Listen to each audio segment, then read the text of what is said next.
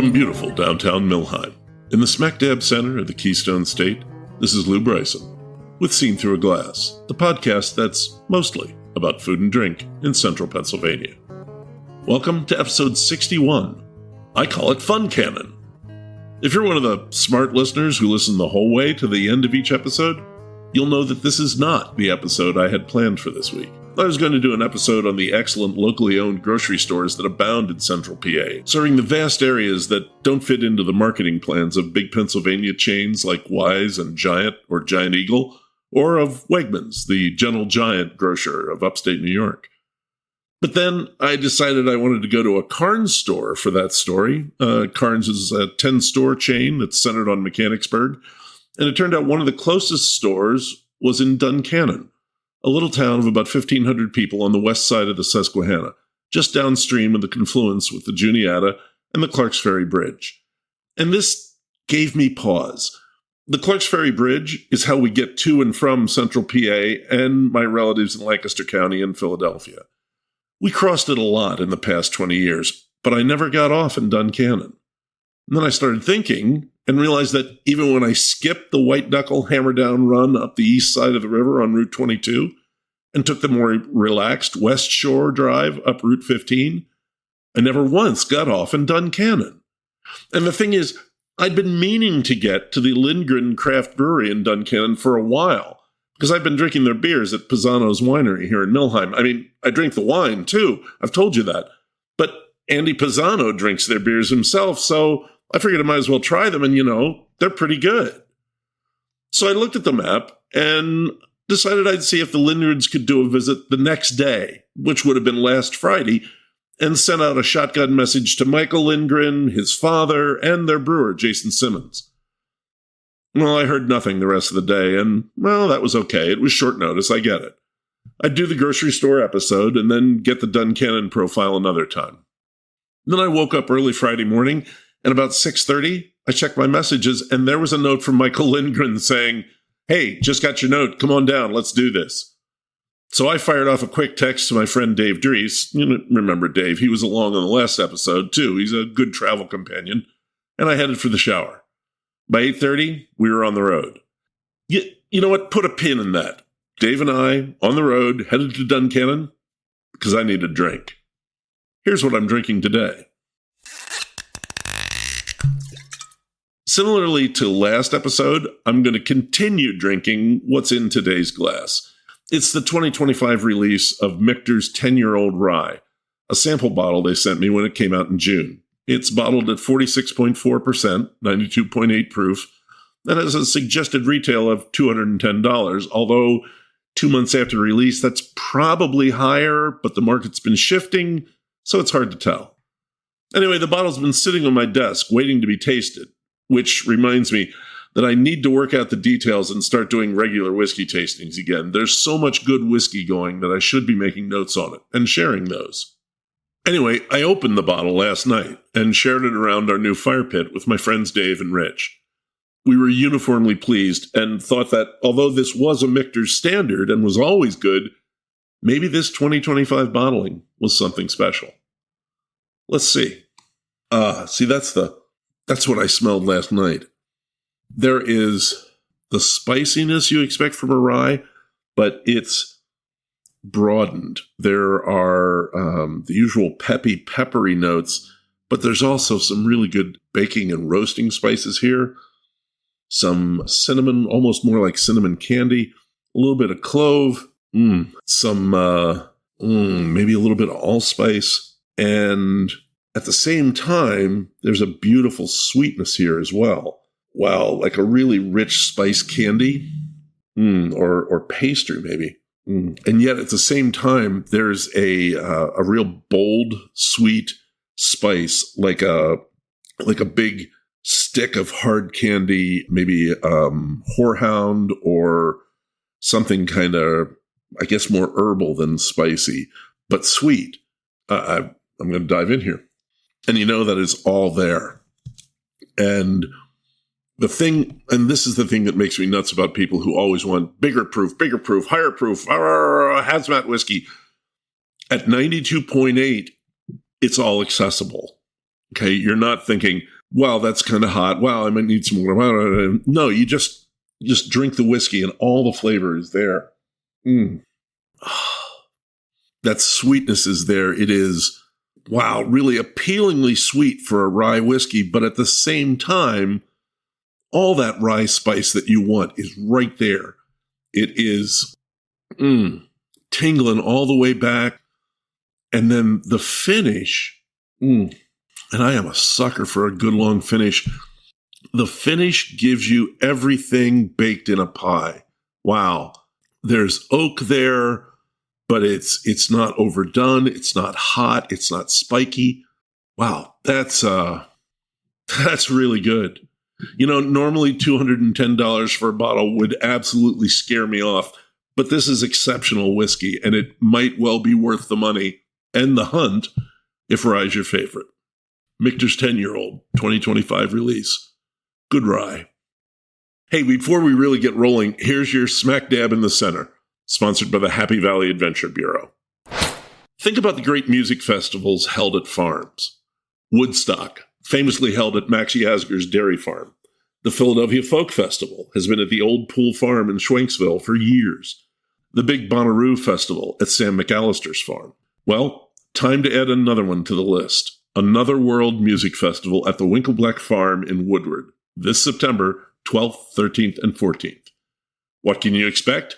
3 days of music on 2 stages from 30 bands, including the headliner, roots music pioneers Donna the Buffalo, playing Saturday and Sunday nights, synth and guitar giants Jimkata, breakout outlaw rockers Adam and the Armadillos, and Penns Valley favorites like Chicken Tractor Deluxe, Rudy, Blues Junction Transit, Astral Shakedown, and the Po Valley Troubadours. It's 3 days, all day, so of course, there are food trucks, there are ice cream trucks, beer, wine, and cider from local producers, and all the colorful merch you'd expect at a 3-day outdoor music festival.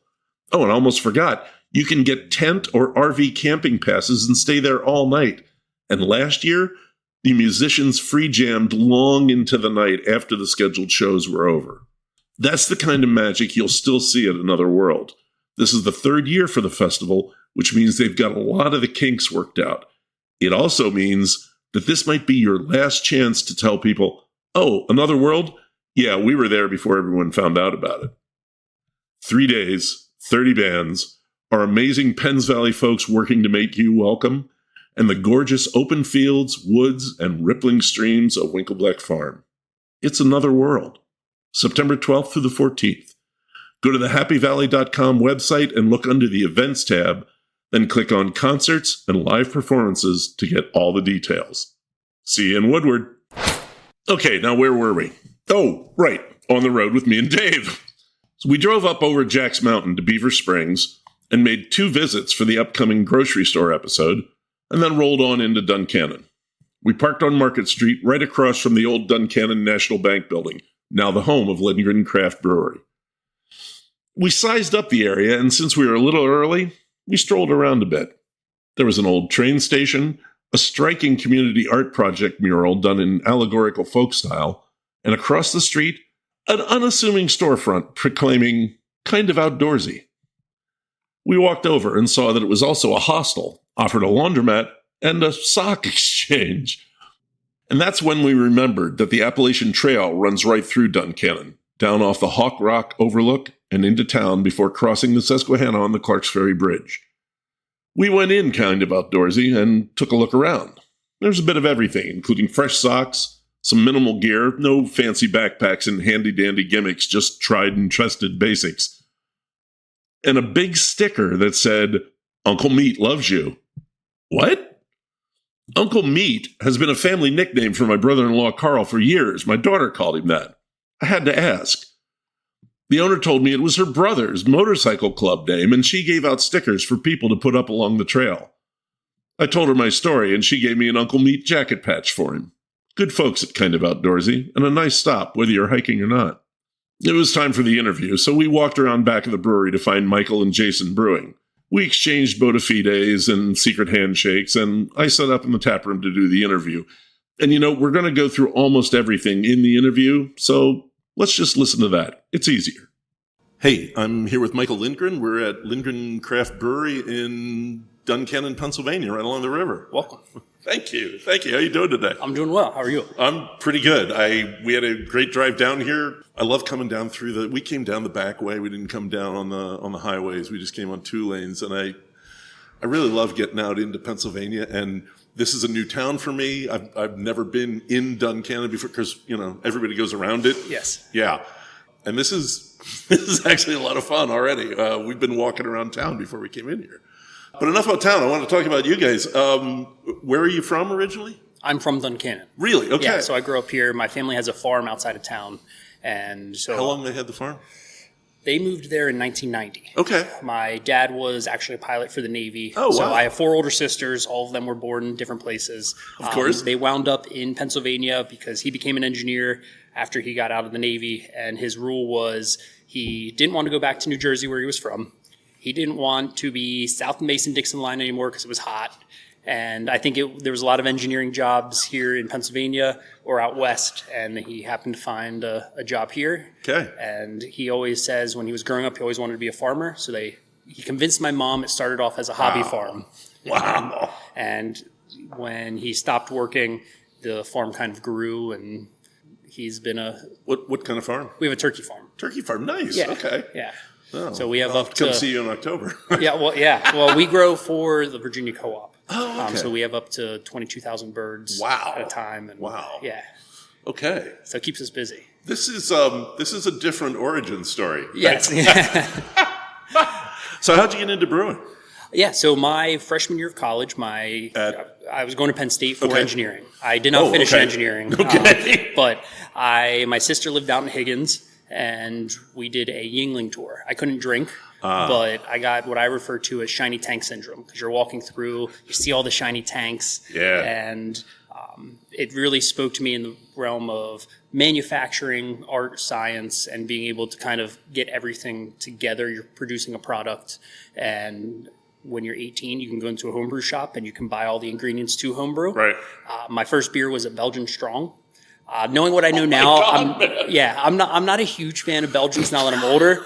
But I think the beer finished by the time I was 19. I bottled it in 22-ounce bombers, and it was 9.2%. So at that point, it was a great beer. 0 to 60, for a 19-year-old. Yeah. And then I kept home brewing. Fast forward to my junior year, realized I didn't want to be an engineer. Mm-hmm. I wanted to own a brewery, and I said the silly thing, I was going to work from the bottom and work my way up.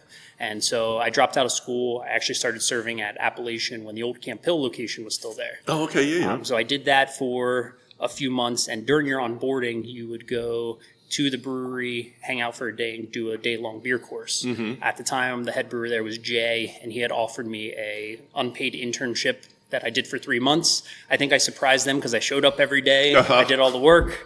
I was eager to learn, and at the end of that, they offered me a full-time brewer position. So I was a 21-year-old brewer. I got into the industry. I learned a ton. I eventually got to the point where I realized brewers don't always start their own brewery. So I did go back to school and finish at Penn State for agribusiness, which worked out because 3 years of engineering school and then doing agribusiness kind of rounded out my formal education. I did go through Siebel Brew School. Okay. I did it online, but I did that through 2020 to 2021 while we were open. Uh-huh. And that was a very useful knowledge because I sat in courses online. Oh, and then went and did it. And then I was able to go and do it. So, that's kind of how I became a brewer, started this place. Okay, so how did you start this place? Yeah, so when I graduated... Because you didn't start here, right? Yeah, we started at my family's farm. Okay. We converted an old milk house. And when you say... I'm sorry, I had to keep interrupting, but... No. And the family farm is what direction? It is out of town, maybe 2 miles, 3 miles. Oh, okay, so right here. Yep. Okay. So not too far at all. Yeah. And it was kind of a proof of concept. We bought a small 2-barrel used system. Wow, that is small. Okay. Yeah. And it was, would Duncannon support a brewery? Could we start a brewery here in Duncannon? And at that time, Jason was actually brewing down Jason was a mentor of mine at Appalachian. Mm-hmm. He had gone down to Studio Brew in Virginia. He had followed one of our other brewers, so they were both working down there. and we had Other brewers from Appalachian. Yes. Yeah. Yeah. So I remember my days with him. He's very much a mad scientist way of thinking. Where I could see that in his eyes when we came in. Yeah. He loves what he does. We work really well together because I'm more on the technical, how do we make it work, and he's dreaming up all these crazy ideas. So we were able to bring him up, and when we first started, he acted as a consultant with us at the very beginning. And then when we were looking for a full-time person to really do the brewing, because I was still working for a while. So he handled that at the farm, helped us transition everything here. And we started in 2018. We bought this building. So this is the old Duncannon National Bank that was built in 1924. Yeah, we're right on the main street here. And it has a ton of character. Oh, yeah. But we bought it in January of 2020. Okay. So our timing was impeccable. Yes. And so at that time, we were still hand bottling into 22-ounce bottles. We were hand writing all of our labels. Oh, my God. And we kind of pulled back the renovations here. That is a serious throwback right there. Yeah. 22s with it. Wow. Yeah. We had a lot of conversations with distributors, and they're like, nobody really packages this anymore. And then they look at it and it has the handwritten label. Like, I can sell this. Yeah. But we did, at that point, we did a lot of buyback. We didn't do a lot of buybacks, but we offered a shelf life. And if they didn't sell, we would exchange it out for fresh beer. And that got us a lot of good graces with distributors. Sure. And helped us start building that reputation. So when you first started, what kind of beer were you making? We were across the board. Wow, okay. Yeah, we couldn't... Oh, my God, I just realized that it does say that right on your logo, adventurously brewed. Yes. Okay, yeah. All right. And that's kind of a dual meaning because we like to push the envelope, use a lot of interesting ingredients. When we were at the farm, Pennsylvania does not consider beer agriculture, so we had to get a variance to be able to brew at the farm, which is why we were distribution only. They didn't want us having people coming there. Because farms are so wholesome and beer is not. Exactly. And sorry. No. And so we were a lot of beer as agriculture to us. And the Adventurously Brewed also works because Jason and I are both very outdoorsy. Oh, and we're the ATs. We're physically the only brewery on the Appalachian Trail. Really? Yeah, it comes up right on Broadway over here. So we're the only brewery that's pretty cool for the whole trail. I guess I knew the AT was around here. I didn't realize it went right through Duncannon. Yeah, we're one of two towns that it goes through. Nice. So you moved to the bank because it was available, and obviously things were working. Yes. Yeah. So we always wanted to have a location here in Duncannon. That was one of our things that we didn't want to necessarily be outside of town. But we had looked at a number of buildings here, and the bank was available. It was, my dad's a master negotiator, and it's not that he negotiates really well, he'll just outweight you. So I think we were one of the first people to look at the building in, I think it was for sale 3 to 5 years. Oh, okay. And we just came back after a certain amount of time, and we made them an offer, and I think the realtor was like, they're not going to accept that. And they came back, and we worked with them, and it worked out very well for everybody, I think. Great. I mean, it's a classic building, literally classic. Yeah. And they covered up a ton of character. So there was drop ceilings in here. They put rugs down, and we weren't able to save it, but a portion of the tasting room underneath actually has marble flooring. Oh, my. And we tried scraping it. We tried sanding it. We tried different things to get that sticky glue off the marble. We just weren't able to save it. That's too bad. I love that the vault's still there. I mean, you can't really take it out, no, could you? They built that building around the vault. Wow. Okay. All right. And we use that actually for our mug club. So our mug club is called Key Holders. Okay. And every key holder gets a lockbox, and they can come in. God. We put their monthly beer coupons in there and put some different things in so everyone can go in the vault and check their boxes. Nice. That's very nice. Actually, while we're talking about the place, when are you open? What are your hours? What's here besides beer? So we have a full kitchen. Okay. And Rusty is our chef. And you know when you have a chef named Rusty, the food's going to be good. So the guys in the kitchen have been killing it. We rolled out our summer menu a couple weeks ago. Tell me about that bestseller you had mentioned earlier. Our bestseller is a bulgogi cheesesteak. That is just such a natural. I can't believe I've never seen that anywhere else. Yeah, and he does it in a wrap and on a bun, and both of them are very good. Yeah, it sounds awesome. Yeah. And then we have 24 taps. So you do. You had more taps than I expected. Yeah. It's a blessing and a curse. That was one of my. I really wanted 24, and then every once in a while, I'm like, man, why did I pick 24 taps? But 2 of those are on nitro. So we have 22 regular taps, and then 2 on nitro. And the cold room's right there. Yep. Yeah. Okay. And they're kegged. You're not running off tanks. Yeah. So we have kegs that we'll pull up. And you also have cans. You've got a cooler there, and yes. Yeah. Yeah. Okay. So we distribute both cans and kegs. Okay. We brought on a sales rep about 2 months ago. Okay. He's been growing us. We were at 20, 25 places, and now I think we're over 40, approaching 50. And what's the area? We are getting into York. Okay. That's probably the farthest. Farthest north is Pisano Winery up in Millheim. Right down the street from me, yeah. Yeah, and then a lot of places in Harrisburg, local here to the Duncannon area. And this is Perry County? Perry County, yes. County, okay. And I'm sorry, the first thing I asked, I forgot to hours. When are you open?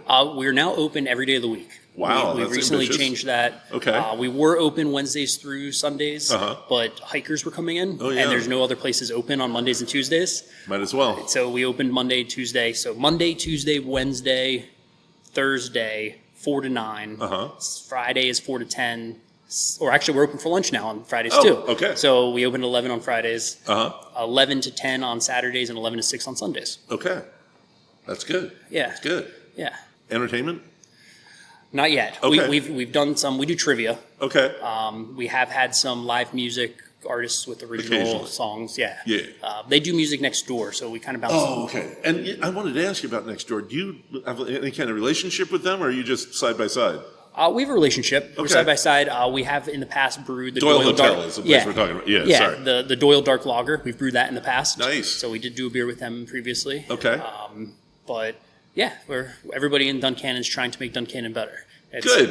Good. And like you said earlier, there's not a lot of reasons people come into town. You have 322 that goes past, Yeah, you got to get 1115. people off the highway. Yeah, or I'll hike Hawk Rock, which is our local overlook. And Okay. it's amazing how many cars are there. And then if you're driving out, they just jump right back on 1115. So we're trying to get them to come into town and see what we have to offer. Yeah. Well, see what we can do. Have you seen any changes in the clientele since you opened? Who they are, what they drink? It's just been a weird 5 years. Yes. Right? Yeah. Yeah. I want to say yes, but I don't know if that's necessarily true. I keep Okay. hearing hazy IPAs are dying. Anecdotal's fine. Yeah, I think we're a really good mix. People are always really surprised. We get a decent amount of young people that'll come in here. They'll come in for dinner. I mean, I got to admit that sip of Baltic Porter I had surprised Thank the you. hell out of me. That Yeah. was not something I expected to see in a small brewery in Duncannon. I got to be honest. Well, thank you. Yeah, no, it was outstanding. Jason and I always tell people we've brewed other places, so we made all of our learning mistakes at other places. But we take copious amounts of notes, and everything's kind of an experiment. And it's kind of fun because it's like, well, why don't we try it and see what happens? Yeah, yeah. Jason's a little bit more. I'm adventurous, but sometimes just because you can doesn't mean you should. Jason's outlook is just because you can, You should. You should. Yeah. That's why we work so well together. If so, why not? Yeah, exactly. Well, and along that thing, and I'm just kind of tossing the questions aside now. You mentioned before we turned the mics on about a Pawpaw Hefeweizen. Yes. Talk more about that, because I mean, we just love anything Pennsylvania. Yeah. So we work pretty closely. We'll do a couple collaborations with distributors or other breweries, restaurants. Yeah, see, that's what I don't know that I've ever heard anyone doing a collaboration with a beer distributor before. Yeah, and we still I love offer that. it. We still offer it to everybody. Yeah. But they're able to come in, be a part of it, and it's really cool for them because Newport Beverage is very much into craft beer. So some of those guys, which we had conversations with before we ever opened, we sit down with them and they're like, oh, there's local ingredients, or there's a local grocer in the other side of Perry County, which is how we found the farmer in Mechanicsburg that has the pawpaws. Lindsay's great. She knows all the local farms. She has different seasonal things. And then they actually do a,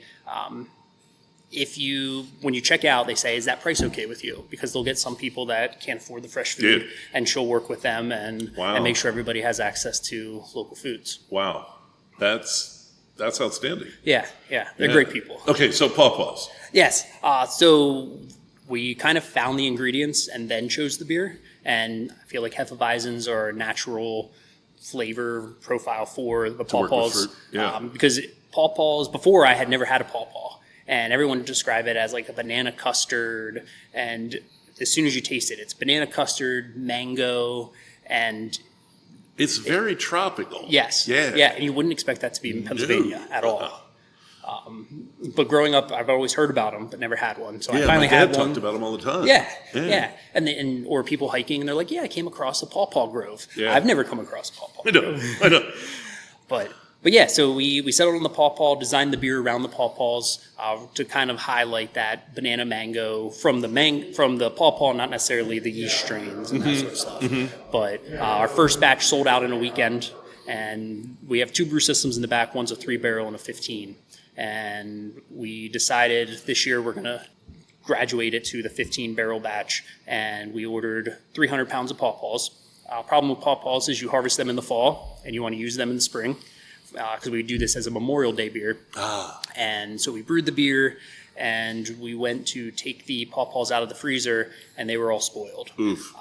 So we kind of pivoted and changed to a series of 6 Hefeweizens. We divided it up and just picked different fruits that we were interested in, and we were able to save the beer. But next year we want to go back to the pawpaws, and we're going to store them a little bit differently going forward. Yeah. So what fruits did you use? Yeah, so we did raspberry, blueberry, strawberry, blood orange, gooseberry, which was kind of our wild pick. And that one really worried me because gooseberries are these little tiny fruits that we use on our burrata salad, and they're tomato character, but it's still definitely fruit leaning. And I was really scared because when we were dumping the puree into the beer, the brewery smelled like vegetables. I'm like, oh man, we really screwed up. Oh yeah, beer came out great. Awesome.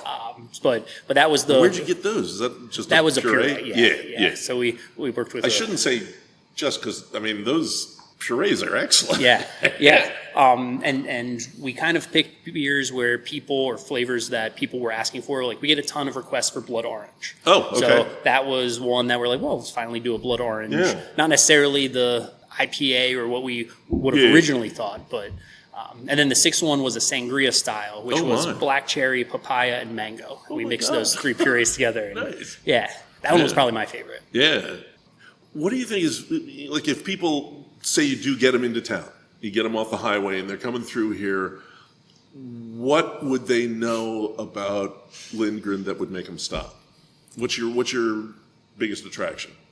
I think we have great beer and great food. Okay. And you have a great variety, it sounds like. Yeah, we have something for everybody. Yeah. And we do brew IPAs. I still really enjoy brewing hazies. Sure. But when you come in, it's not going to be 6 types of IPA. Exactly. Exactly. Okay. Yeah, I can see that just looking at it. And that's a really interesting part of brewing too. Is we have an American light lager, we have a lager, just a standard American lager, that's which what I'm drinking. Yep. are some of our best sellers in house, and we don't necessarily push them in distribution. So they're an in-house flagship, and not necessarily our out-of-house distribution flagships. Okay. And those 3 are Live Along the AT, which is a hazy. Rebels of the Sacred Heart, which is a Irish red ale. Okay. I always really appreciate people that like the red ales. That's really weird because you hardly see them anymore. Yeah. And the last 2 I've seen, the last one I saw other than here was at Liquid Noise. Okay. Which now I'm like, is that the Susquehanna beer? Maybe. Maybe. Yeah. Actually, you say that, and I think I've had one of their red ales. It was very good. It was the best beer I had there. Nice. Yeah. No, it was really nicely done. What direction do you want to go in the future? You want to get bigger distribution, more hours, or steady state, or? Yeah, I think beer brings people together. So from this building perspective, what can we do to bring more people in, whether that's going entertainment? We've done some beer talks in the past where I'd like to get into some beer and food pairings. But me as a brewer, I'd like to expand the brewery distribution and try to get Lindgren beers throughout Pennsylvania would be great. But why not? Yeah. But it's always that learning curve. We have a lot of nickel and diming things to do now. Sure. And I would think that, once you start getting a steadier business, you can do that. Yeah. Now you also have, because you are a Pennsylvania production alcohol business, you can do other Pennsylvania products. You have Hidden Still spirits. Yep. Out of Hershey, and wine from mostly local wineries? Local wineries. So Armstrong Wineries across the river. Right. Tangled Vines is a winery in New Bloomfield. Yep. And then Pisano's Winery in Millheim. Yeah. So we carry all of their wines. And we like Andy's stuff. Yeah. He makes great wine. He really does. And they're great people. They are. I mean, they were actually over at our house not too long ago. Yeah, we just enjoy hanging out with them. Yeah. And every time you go in there, they're busy. You can be in there in the middle of the afternoon. Yeah. And they have people in there hanging out and we just chatting. had friends up over the weekend, and we were down there one Saturday afternoon. Yeah. No, it's a great little place right there by the race. What else is there in Duncannon? I mean, there's your place, there's Doyle's, there's the trail. What else? Yeah. That's a question we get a lot, because every time something pops up, it's a ever shifting storefronts, so to say. Okay. And one of the problems is in Duncannon, when they built the highways and then they built the railroad tracks, it really cut off Duncannon, where at one point, I've seen photos, great view of the river. You don't have that anymore because the railroad tracks are there. But the nice thing with the rivers, we get a lot of kayakers. There's a lot of fishermen. Sometimes you'll see a boat come up, they'll grab beer, and then they'll go back out. There's a food truck that just opened up on the other end of town. Okay. We used to have the old Sledworks, which was a really large antique shop. I remember that. That had closed a few years ago. Yeah, so we get a lot of people, a lot of locals, and then people traveling in, whether they want to hike Hawk Rock, which is our local outlook, and then they'll come in for a beer, or they're just passing through. We were recently at the State College Beer Fest, and there's a bunch of people we were able to meet, and they're excited for the Penn State games, where they'll, on their way home, stop into Duncannon. Sure. Yeah, I mean, I can't. So many times I've driven by here and I've just thought, if I had half an hour, take the half hour. Yeah, do that. Wow, that's about all I got. Okay. Thank you. Yeah, thank you. I'm looking forward to spending some more time. Yeah, I appreciate you coming out. Yeah, well, go Duncannon. Yeah, thanks. All right. If I'm being honest, the beers at Lindgren were pretty damn good, especially that Baltic Porter. But the thing that's going to get me back off the highway into Duncannon is that bulgogi cheesesteak. I have got to try that. I stashed the gear in the car, and we strolled over to the Doyle Hotel. Built in 1905 as the Johnston Hotel, it replaced an inn that had served pioneers since the late 1700s. The Johnston Hotel continued to serve travelers on the relatively new rail line along the river. Then in 1944, Jim Doyle bought the hotel with Irish sweepstakes winnings and renamed it just in time to start serving hikers on the new Appalachian Trail. The Doyle family sold the hotel in the 1990s, then it changed hands a couple of times until Don Failer bought it in 2021. The Failers renovated the entire building, and unlike a lot of Pennsylvania hotels that are mostly bars with a few rudimentary rooms that share a bathroom, there are real lodgings at the Doyle and a second-floor coffee bar with seating on the balcony overlooking Market Street. Dave and I weren't there for coffee. We parked it at the bar, and I took a plunge. I ordered a draft Iron City. I do that every time I go to Pittsburgh out of nostalgia for the days when I lived there, and it was about all I could afford. But I hadn't done that since the new owners built the new Iron City Brewery in Creighton, and I was optimistic. I was right. This was a much better beer, and a pretty good bar, too, with a surprising array of whiskeys and other liquors. The menu wasn't just your run-of-the-mill burgers and mozzarella sticks fare either, with stuff like pork pita tacos, a caramelized chicken and rice dish in a guzzling black rum sauce, and a weekly Ukrainian special from their Ukrainian prep chef. But the best thing was our bartender, Don Failer Jr., the owner's son. Don told us he had moved back to the area from Florida in 2021 and really liked it. We remarked on how much there was to do in such a small town, and that's when he said what I decided to use as this episode's title. Yeah, I call it FunCannon.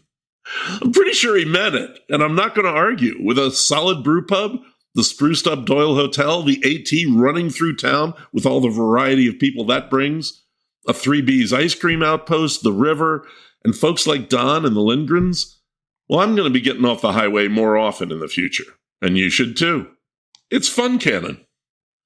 Hey, that Carnes store was a good stop too, but we're going to get to that in the next episode. On the way there, down at the southern end of town, right where Market Street dives under 1115, there's a beer distributor, Perry County Beer Company, that has a pretty good selection of crafts and imports. Yes, imports, because it's getting to be Oktoberfest time, and we got to think about that. There's a hoagie shop in the same building, Mama's Little Taste of Philly, that's not bad, but don't be fooled by the sign like we were. It is not a barbecue place. It's a sandwich shop.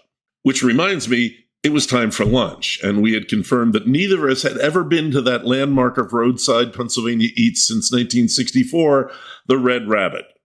It was time to fix that omission.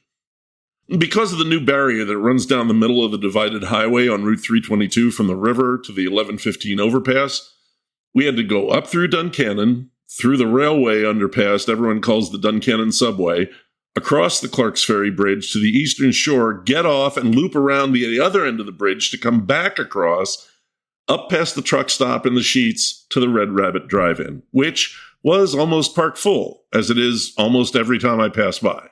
We parked and rolled down the window. The Red Rabbit runs on car hop service, and one came by in less than a minute. She gave us menus, because we didn't know what we were doing, and came back when we'd had a chance to have a look. We ordered, and the food was back in about 5 minutes, even though the place was, as I said, packed. We each got a bunny burger, essentially a smash burger with cheese, some really good bacon, lettuce, pickle, onion, and tomato with a creamy, tangy white sauce on a heavily sesame-seeded bun. Once again, my daughter Nora is right. The roadside ice cream place is the last refuge of the American cheeseburger. Very satisfying and tasty. The small milkshakes we got were excellent, cold and rich, but drinkable, not glacially thick. The flavor was dead on. I had a chocolate, Dave had a blueberry. I gotta say, full marks to the Red Rabbit and to our friendly, fast car hop. I guess I've got the Red Rabbit habit now.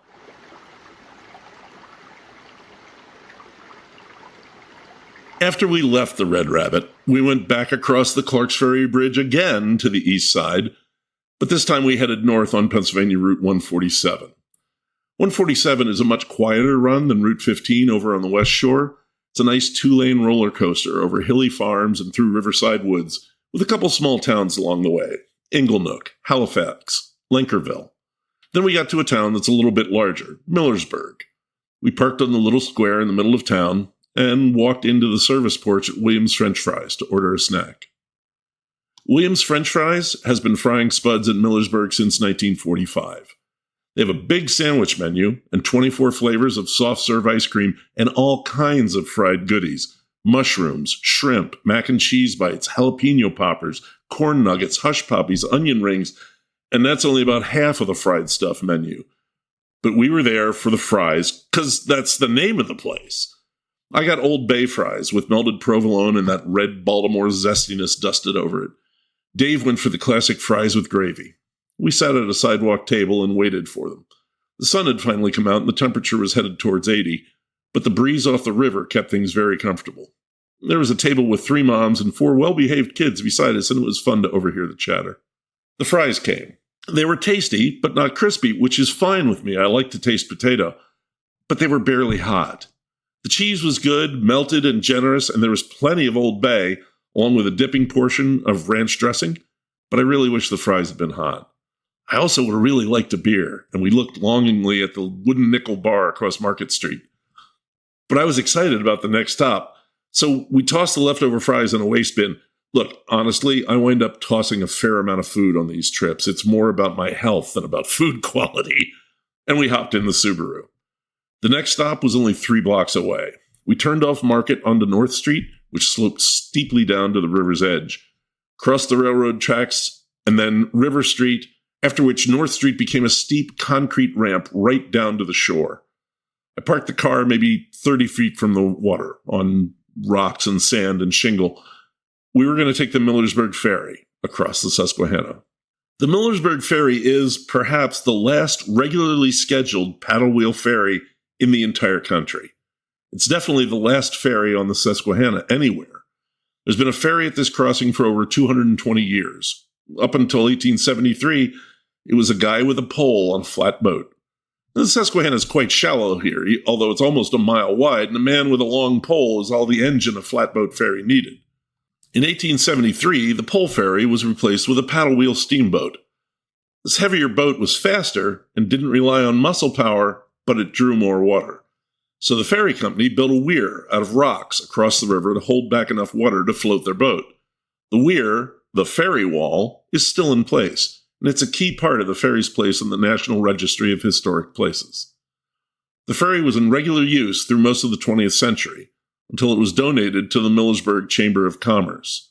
It's run as an association now, but the ferry's still somewhat important to local folks for the same reason it always was.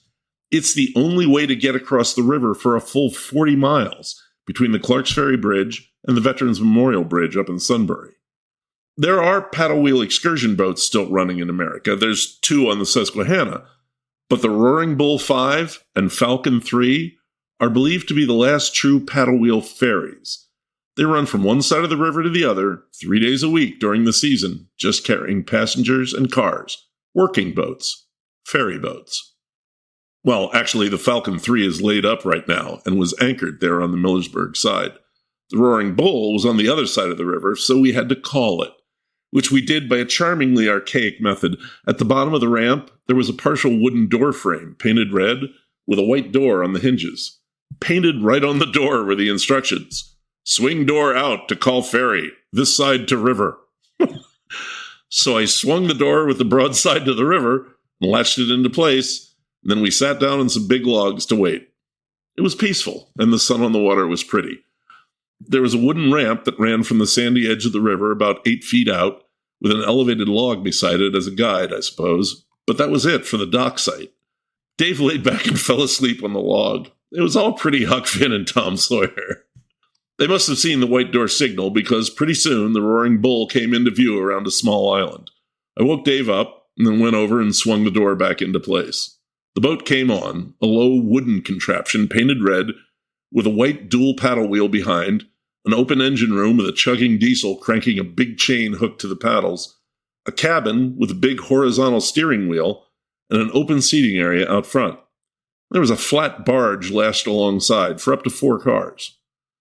The boat swung its butt out downstream, came about, and then backed into the dock. 2 teenage boys roped it fast to the ramp, and a small SUV zipped onto the barge ahead of me. I started the Subaru and drove up the ramp with the teenager hand guiding me. Keep coming. Keep coming. Stop. I turned off the car and set the brake, and we hopped over to the boat. The other folks stayed in their car. The boys pulled in the lines, and we left the shore in short order, surrounded by a flotilla of dragonflies. The Susquehanna at this point is truly shallow. Most of the ride, we could see the bottom easily, and if we'd fallen off, likely could have just stood up and walked. But that doesn't mean there's no current. The ferry captain told me that when the boat passed gaps in the ferry wall, the current increased significantly, and with the relatively low power of the engine, he had to anticipate the surges and had the boat already turning away from those gaps. I asked him what high winds were like, and he told me that just the week before, there were unexpected 45-mile-per-hour winds blowing downriver, and he had to turn the ferry into the wind and run the engine at full throttle just to stay in place. But there was none of that on this trip. It was serene. 20 minutes of peace and relaxation, 1920s style.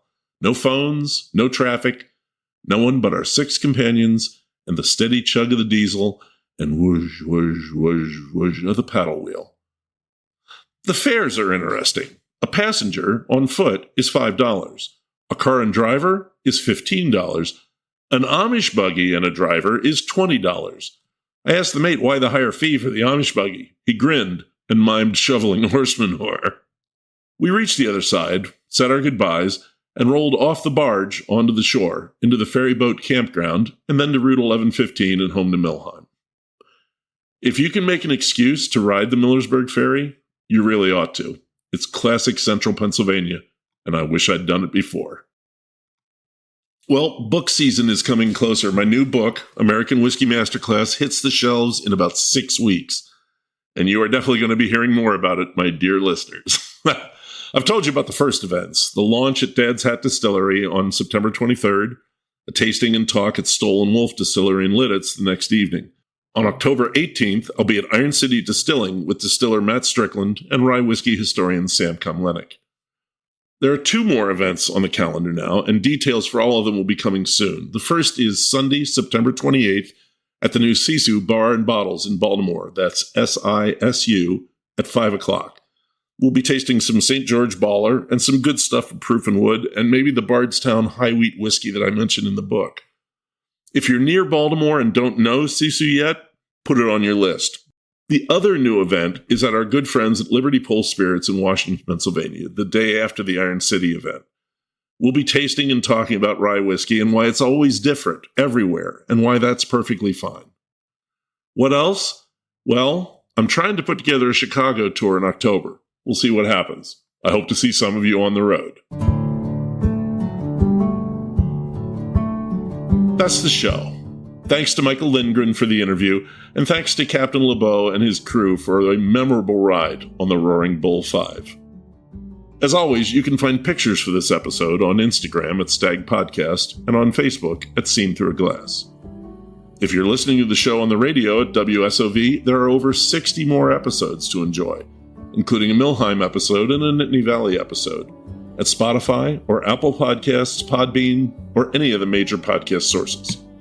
If you'd like to toss a bit in my hat to keep the show going, I have a coffee button in my Instagram link tree. That's at Stag Podcast and at the Facebook page. Thank you. This came as no surprise to me after the ferry ride. The Susquehanna River is considered the longest unnavigable river in the United States. The main stem is 464 miles long, running from Otsego Lake by Cooperstown, New York, the Glimmerglass of James Fenimore Cooper books, to Haverty Grace, Maryland, where it empties into the Chesapeake Bay, contributing 50% of the bay's fresh water and 43% of its pollution, unfortunately. A lot of that ag pollution from farms along the way. The Susquehanna is also considered to be the oldest major river system in the world, having formed over 300 million years ago, predating the formation of the Appalachian Mountains. Next episode? Well, the cat's out of the bag. It's local grocery stores. I've been shopping at independent grocers for literally as long as I can remember. Our hometown store in Paradise, where I grew up, was King's IGA. Are they Wegmans or Wise or Giant Eagle? They sure aren't, but those stores don't go out in the small towns where Central PA lives. So local folks pick up the retail slack, sometimes with some pretty amazing results. Until then, thanks for listening. This is Lou Bryson on Seen Through a Glass, from the smack dab center of the Keystone State.